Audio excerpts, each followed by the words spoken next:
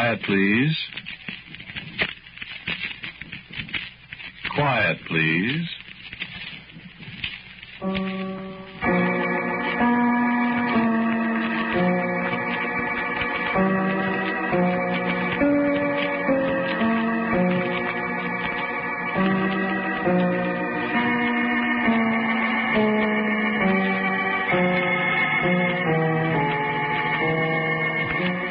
The American Broadcasting Company presents Quiet, Please, which is written and directed by Willis Cooper, and which features Ernest Chappell.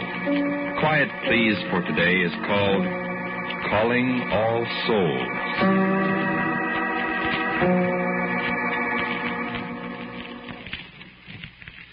I tell you what happened last Halloween, or All Souls, or All Hallows, or whatever you call it in your part of the country. I bet you can't guess where I was. Well, I was a couple of places. But where I started, I was sitting in a tight little room in a great big house. You ever been west? Well, you know when you cross the Mississippi River on the Santa Fe from Illinois to Iowa, about 4 or 5 hours out of Chicago, Fort Madison, Iowa? Ever notice that great big place right alongside the riverbank to your right? The big high walls and the towers and the big gates. That's right, the Iowa State Prison. That's where I was last Halloween. In a little cell. Oh, very comfortable. All by myself. Waiting. And not much more time to wait. Sure. The death cell.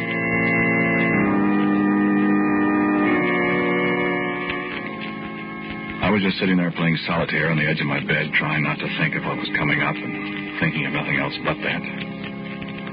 I was pretending I'd paid the house $52 for the deck, and the house would pay off $5 for every card I got in the top row. I was $32 to the good this particular hand.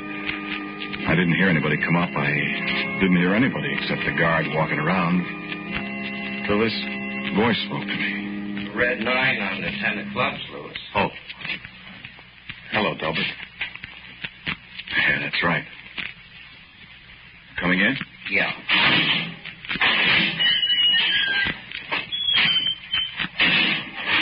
How are you?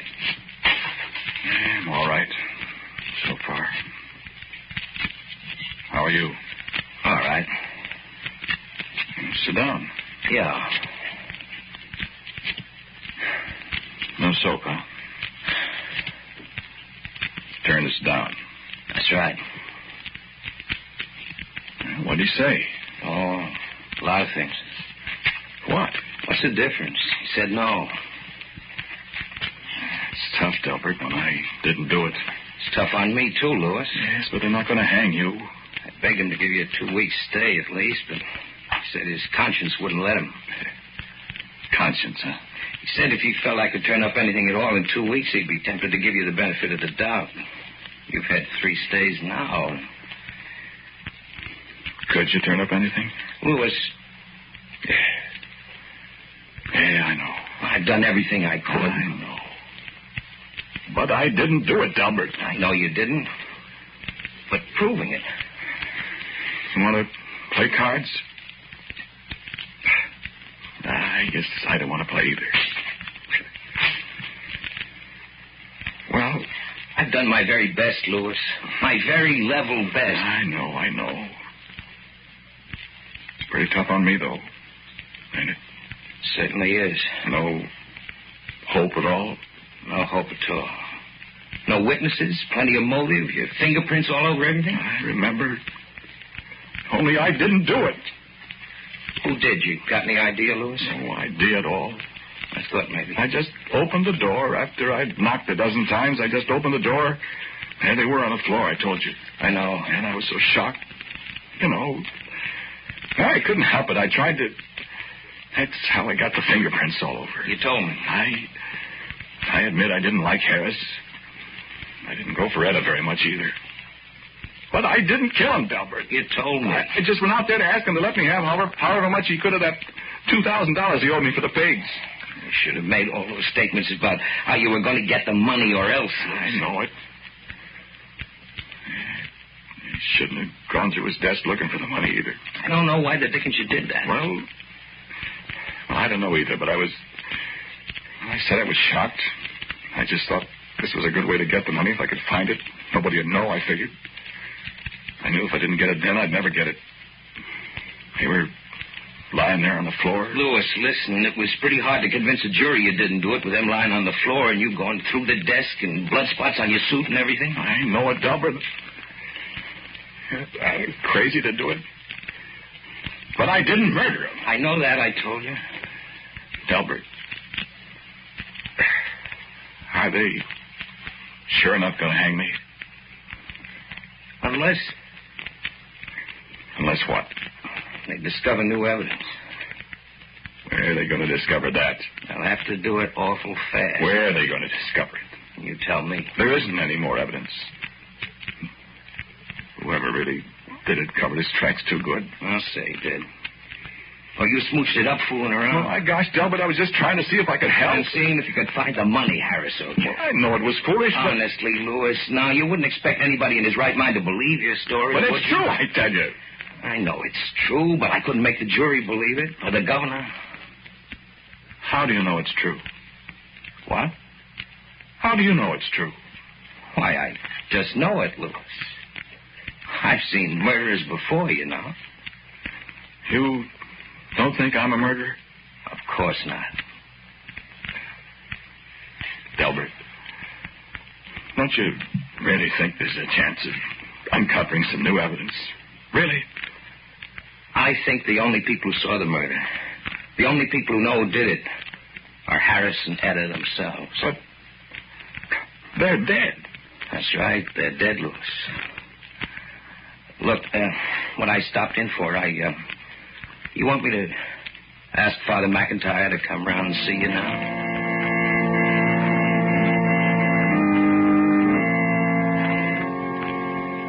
13 steps up with your hands fastened behind you. 13 steps. Stop and turn around. The man says, "Stand here." Look down the 13 steps at the reporters, the doctor with a stethoscope hanging around his neck. Feel a man tying your feet together. Feel the floor give a little underfoot. See how the man stays away from the little trapdoor, reaching out to make the rope tight around your ankles. Listen. Father McIntyre's voice in your ear. A little rustling behind you and a black hood over your head, and you can't see anymore. But you can feel the rope as it brushes against your neck, a little hairy and creepy crawly on your skin. The weight of the knot, 9 turns on your shoulders. Floor gives a little underfoot. No. I can't. I can't. I thought I didn't do it. I tell you, I didn't do it. All I could think of was what my lawyer said, what Delbert said before he got up and opened the door and went away. The only people who saw the murder, the only people who know who did it, are Harris and Etta themselves. And Harris and Etta knew I didn't do it. Maybe they didn't know who it was that did it, but they did know that I didn't do it. Maybe they didn't. And maybe they did. Maybe they did know. Maybe they could tell me. Maybe they could discover some new evidence, the way Delbert put it. Maybe they could tell me where to go, who to look for, what I'd find. I could tell it all to Delbert. He could go tell the governor I'd get a stay. Maybe the evidence would be good enough so they'd let me go. Maybe they wouldn't hang. But Harris is dead. And Etta's dead. I saw them dead on the floor of their house when I went. And they accused me of murdering them. They found me guilty. I'm in the death cell, waiting. Harris, Etta, don't let me die. Don't let them. Etta, Harris, have mercy on my soul.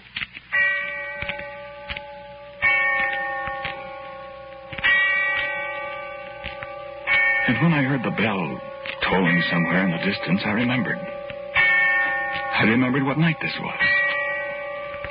This was All Souls' night. This was the night when the souls of the weary dead walked the earth again. I remembered when graveyards yawn and tombs give up their dead. And the sound of the bell tolling away in the darkness of early evening. Calling all souls.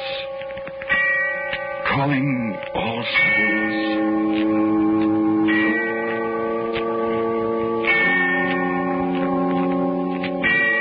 And I wondered if my soul had to leave my body when I walked up the 13 steps and after.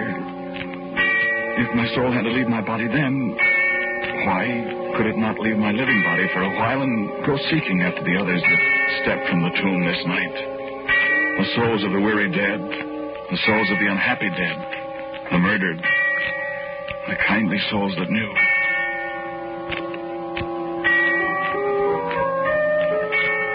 Then I sat down again quietly.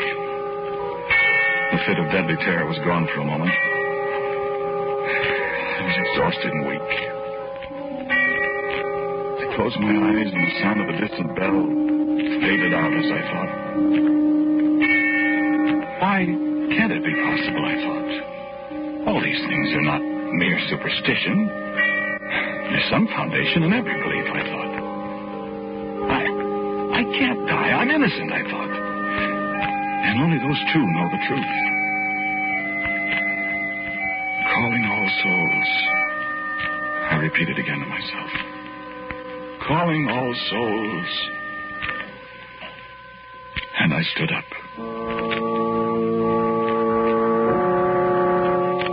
I stood up in that brightly lighted, sorrowful place. And as I rose, I turned to look behind me. And there, on the bed, still in an attitude of despair, sat my body. And in a flash of darkness, the place faded away, the stone walls and the iron bars and the bare, narrow bed, the man in prison uniform seated motionless on its edge. And I stood alone in the darkness of a place I knew. Tall marble shafts gleaming faintly in the starlight. Curving gravel roadways hedge-bordered. And the scent of moldering flowers in the darkness. The dry rustle of a weather-beaten flag at the head of a low mound beside me. And loneliness. All aloneness pressing inward upon me like a living thing. The eve of All Souls. And suddenly, quietly in the cold shadows, little whispers of innumerable voices. The voices of the wandering souls that hastened past me, seeking their dusty desires across the face of the world they once all knew. And then a voice, speaking to me in the dark, speaking my name in the darkness, calling me. Louis! And another voice. Louis! And I knew I had won, for these were the voices of the two they said I murdered. Why, of course you didn't, Louis. Of course you didn't. And a little child, a little boy, ran up in the darkness and took my hand and laughed to hear my name. Do you remember little Tommy, our little boy that died when he was 6? And I remembered. And in the darkness I saw many another I'd all but forgotten. Charlie Cullum that was killed at Romaine in the Argonne 30 years ago. Albert Newhouse, my Boy Scout comrade that drowned so many years ago. Grace Williams, who died at her husband's hand. Crowds and crowds of the ones who had gone before, spending this, their brief holiday on their well-loved earth. And I, the only living soul among them, spending my brief moment with them to seek my life from them. On All Souls' Eve a year ago. And I said, help me. And Etta answered me. What is there we can do now, Louis? You know I didn't kill you, Etta. Of course. Of course. They're going to hang me for it. You didn't do it. But how can I prove it? Delbert said if we could find new evidence. There's plenty of evidence, Louis, to be found. Where? How? Why, let me see. He found the money. That's why you couldn't find it, Louis. But if he found the money, it must be gone by now. No, he has some of it left. But what good does that do? Why, there's a list of the numbers of the bills somewhere. They looked for it. They couldn't find it. Have them look in the bedroom, Louis, behind the third drawer in my chest of drawers. I know where it is. It fell down there. Oh, that's wonderful. But what good will it do now? Unless you tell me. There's plenty of evidence, Louis, if you'll just look for it. He ripped his coat on the catch of the living room door. There's threads there that could be identified. You know who did it? You know who did it? Yes, we know. Yes, we know. Then tell me. Tell me, and I'll see. Delbert will see that he confesses. Look, I tell you, they're going to hang me for it. Do you hear? Tell me. Oh. And you still hate me. And you haven't learned mercy since you're going to let me die because you hated me while you were alive. Louis. You're going to carry it beyond the grave. You're going to keep it to yourself and let me hang. You hated us, Louis. Yes, I hated you and I hate you now. Ghost or no ghost, soul or no soul, No, Harris, have pity on me. It's all over now. There's no use hating me. Don't you hate the man that killed you? Don't you? No, Louis, no. We don't hate him. But you hate me. You're going to let me die. You know I'm innocent. You're going to let me die just because we didn't like each other on earth. Louis, listen to us. There's no such thing as hate anymore with us. Then why don't you give me a chance to live? Go back, Louis. Go back to your body. Go back. Go back. To die. Dying isn't so bad, Louis. You don't see any unhappiness among all these souls, do you? I don't want to die. You'd rather save your life for a while at the expense of somebody else's life? But I'm not guilty. And he is. Go back, Louis. Go back. I won't go back till you tell me who killed you. Listen to me, Louis. You're tampering with things that you have no right to know. Your soul has left your body before its time. You have come upon secrets that no living man should know. Your body is waiting for you.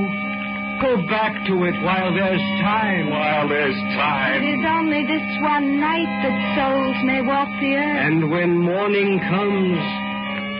Well, when morning comes, if you are still here... Louis, I can make you no promises. Go back, Louis. Tell me the man's name. No, Louis. No, it's none of your affair. None of my affair. Don't you understand what I said to you? They're going to hang me. None of my affair. Listen. There was no need for you to send your soul out seeking us, Louis. I don't get that. We have been waiting for this night, Louis. Well? Tell him, Harris. He will have to come with us now. Yes, that is the law. You should not have come here. Louis, there is still time, but only a little time. If you go back now... I won't go back. I won't go back until you tell me. You have no right here, you know, Louis. But I'm here. And now it is too late. Yes. You will have to come with us. Where are you going? Tell him, Harris. We are going to visit the man who murdered us. You what? I told you there was no need for you to come here, Louis. We have a way of taking care of this man. I don't know what you mean. Haven't you ever heard of haunting, Louis?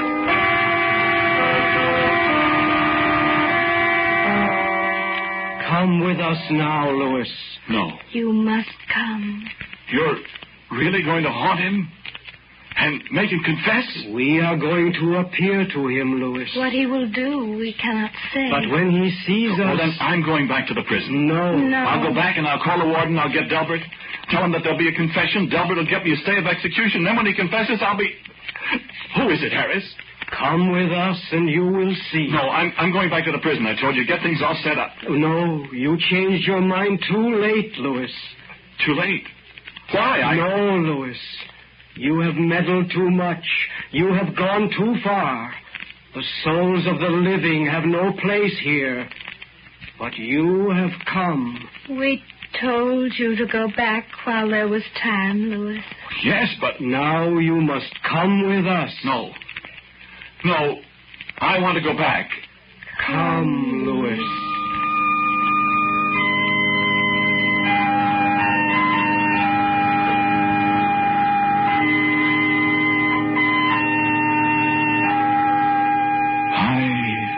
High up over the face of the sleeping, starlit world with the tiny lights of the living far below us. The broad, peaceful farmlands, the sleeping cities, the broad breast of the great river far below us. The universe throbbing with strange, compelling song. And above us, around us, the sense of a million souls. A myriad, a countless multitude, returning joyously to their single night upon the earth they loved. And I looked up in the clearness of the haunted night, and above me, the endless pathway of the Milky Way glowed with a strange splendor. And Etta plucked my sleeve. The pathway of the souls, Louis. The way we all return. And I saw the features of the ones I had loved. Of strangers. Of men and women and little children. Of boys in ragged uniforms. Of bearded ancients and smiling babes in their mothers' arms. And on their faces in the sparkling night an expression of awful eagerness. Of long-awaited realization that this night they would once again rest upon the mortal earth. And even I, the only living soul amongst all the multitude of the dead, even I felt an overpowering desire to set my feet again this moment upon the reality of earth. And I closed my eyes for a moment. And when I opened them, we three were in a room. And on a bed there was a sleeping man.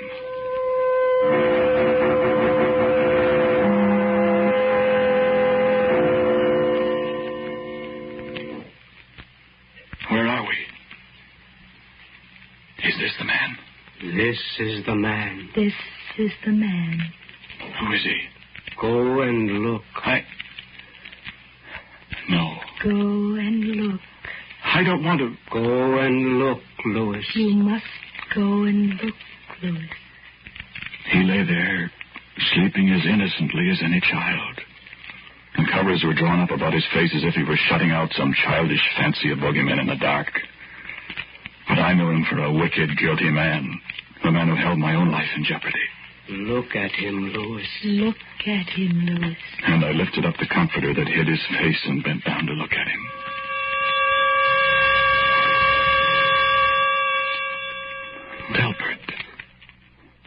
Delbert, my friend. The man who had defended me in the courtroom and lost. The man who had gone to the governor, or had he gone, to plead for my life. Delbert, the man who told me, of course I know you didn't do it. Of course he knew. He alone of mortal men knew the murderer. For the defender of the accused man was the murderer himself. Wake him, Louis. No. Wake him. Delbert. Delbert. Delbert, wake up.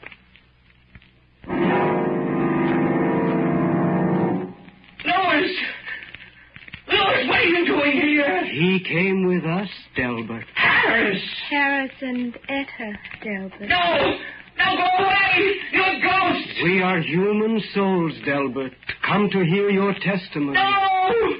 No, I won't tell you anything. You murdered them, didn't you, Delbert? No! You murdered us, Delbert. No, Confess, Delbert. I didn't do it. You did do it. You, Louis. You can't be here. Confess. Well, Confess. Louis must hear you, Delbert. Louis, I did do it. I killed them, Louis. I murdered them. I knew I could throw the blame on you. I knew I could get you convicted and I could save myself. I hated them too, Louis. Oh, Louis. Louis, forgive me. Louis, forgive me. Me forgive you, Delbert? Ask Harris and Etta to forgive you. Harris. Etta. We have already forgiven you, Delbert. But you have done a great wrong to Louis. You will be punished, Delbert. I'll confess. I'll go to prison. I'm going back to my body now in the prison. Louis. Thank you. Forgive me. Thank you, Harris. Etta. Louis. I'm going back. Oh, Harris, you... Wait, Louis. What? Louis. Be quiet, murderer. What, Harris? You can't go back, Louis. I can't go back. Why? What have I... What? You must stay. Please. Stay? Stay? Why must I stay? My body's back there in the prison waiting for me. I've got to go back and live. No, Louis. Why? Tell me why. Everything's all... What's the matter? You tell him, Delbert. Louis. Well? Louis. They hanged you half an hour ago.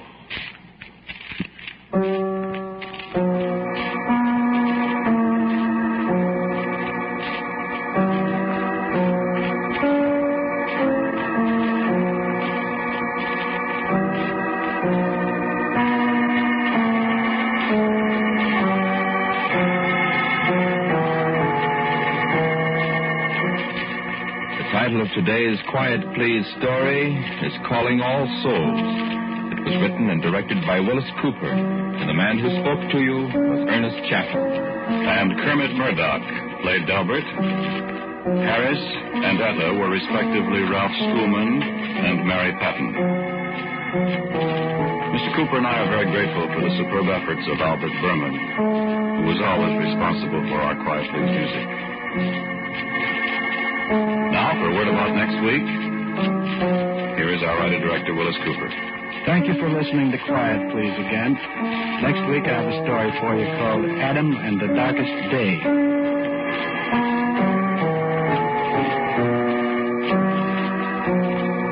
And so, until next week at the same time, I am quietly yours, Ernest Chappell.